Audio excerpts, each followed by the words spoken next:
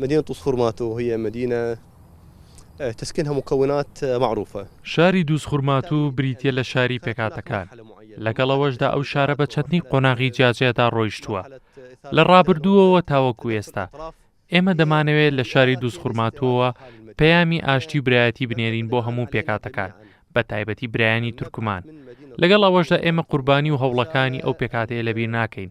هیوادارین هەماهەنگیمان لەگەڵدا بکەن لە پێناو بڵاوکردنەوەی پەیامی ئاشتی و پێکەوە ژیان و ڕێگە بە هیچ کەسێک نەدەین دەستدرێژی بکاتە سەر خێزانە کوردەکانی نێو دووسخورماتو، چونکە هەندێک لایەن ئامانجیان بڵاوکردنەوەی تۆوی دووبەرەشیە.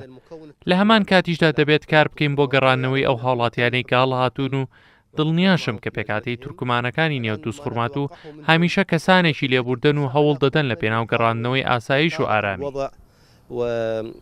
وإشعال فتنة قومية داخل طوسخورماتو. ونحن جربنا الفتنة الطائفية في العراق.